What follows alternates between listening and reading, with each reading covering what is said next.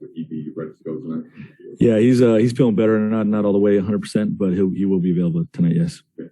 Anybody else? Yeah, we're gonna hold Talon out. We don't feel like he's quite fully recovered from the ankle. Didn't really like the way he was moving the other night. He's trying to play through it and tough it out. But we're gonna hold him out tonight, and we'll list him as day to day.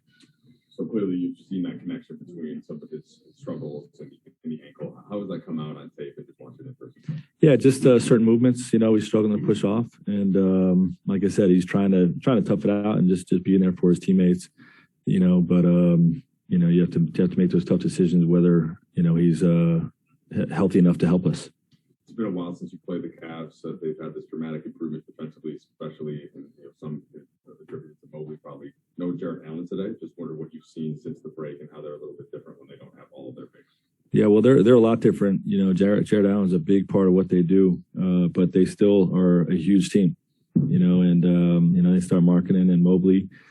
Two really, really long dudes. And, obviously they got the kid Moses Brown that they just signed. But K-Love in his second unit is having a terrific season. And, I think the addition of Karis LeVert was a big pickup for them.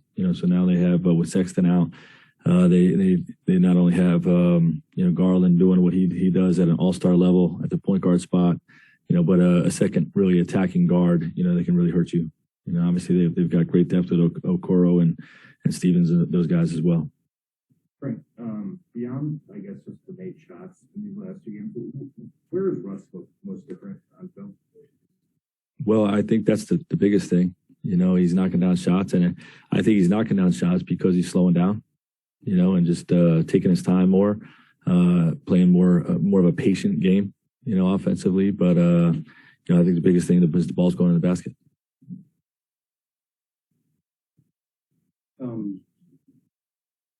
It feels a little bit like, I'm not sure why I'm asking this question, but Kendrick Nunn, anything on him? No updates. Okay.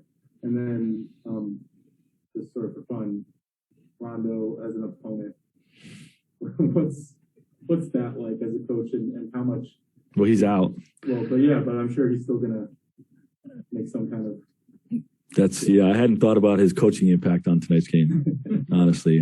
But there will be one, I'm sure. I'm sure he'll be talking about, what our guys can and cannot do. So I don't know. We'll have to try to find a way to kidnap him or something on the sideline. Frank, I don't think you've ever had a season with like this where a team has struggled to become and have their defense be a strong suit. What's that been like for you in terms of just? Have you had to? Do you feel like you just? Would it be rude to say next question? It's not been fun. Yeah, I mean, like, what's it been like to have to just maybe coach so much harder? Well, you have to put some of your own ego aside at times, and if an offensive lineup is what you feel like is going to help you win the most games, you have to put that aside. You have to go with it. Now, I've done that a lot this year.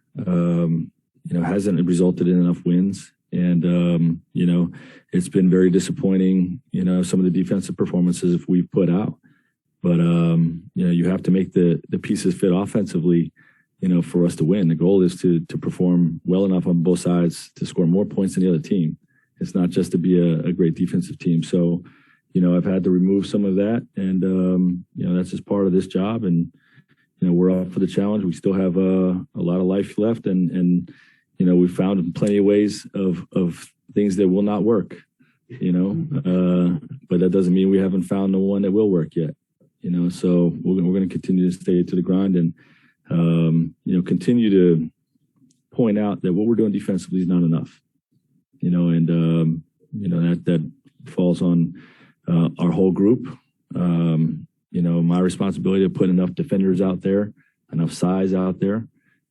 But also, our guys carrying their own weight in terms of what their assignments are defensively.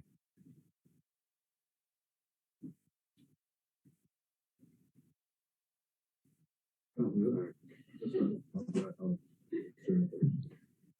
wanted to ask you about this Cavs team, to start, but when you saw them, it was early October. Since then, Darius and Evans specifically, they played with a lot more confidence now that they did when they first saw you. And what ways have those two guys specifically grown, with you being able to go. Yeah, well, the chemistry between them, I think, is what's grown the most. You know, obviously those guys were confident to start the season, but them learning each other, you know, I think has grown throughout the course of the season. You see the rhythm and timing with which they play, and you know, they're both young players, so you know, every week that goes by, every month that goes by, you know, they continue to grow and get better and better. And this team's got an extremely bright future, you know, with those two guys, and hopefully we can slow them down tonight. I just got the pendulum to swing a little bit in terms of you go in there and even Washington versus the couple weeks prior to that. So, are there any execution pieces that went into that in terms of how you guys were able to build that approach to be prepared to tip off to be able to jump? Yeah, well, and you know, in this particular game, we've seen this throughout the year. There's just been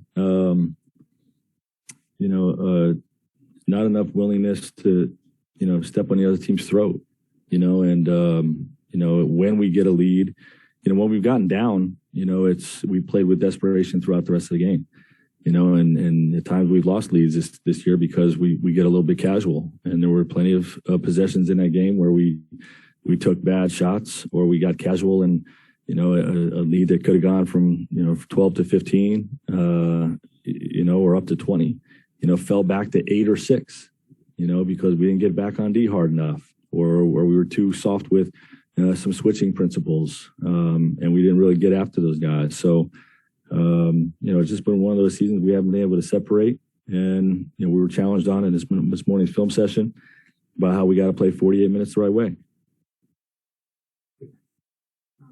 There was speculation coming into the weekend.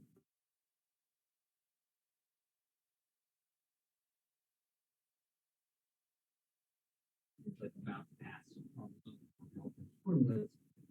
didn't might take that Saturday game off.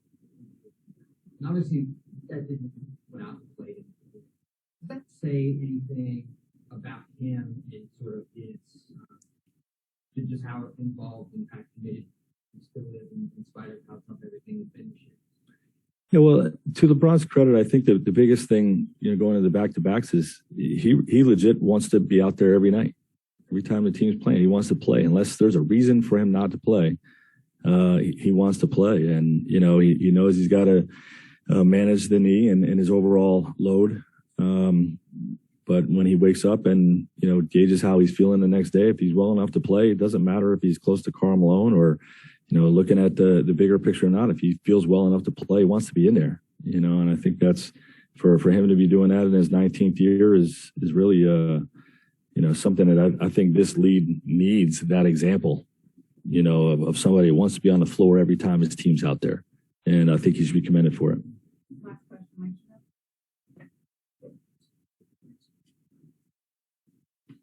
Just to follow up on some of the kind of the energy and attention to detail, it's a bit of a nature nurture question. Like, how much have you found that some players just it's their nature to do all of those things and not little things, and how much do you really have to try and stay on certain guys and coach it? What have you found that balance to be, not just this year, but in coaching guys? Well, you know, I think you have to stay on top of everyone, you know, but, you know, we have a group put together this year that, you know, some of our better players have had dirty work guys around them, you know, so they've been able to shortcut some things here and there. But when you have a collection of them together, they have to do the dirty work things themselves. And, you know, they haven't always done that as consistently as they can. And, you know, it's just something we're challenging our guys throughout the year.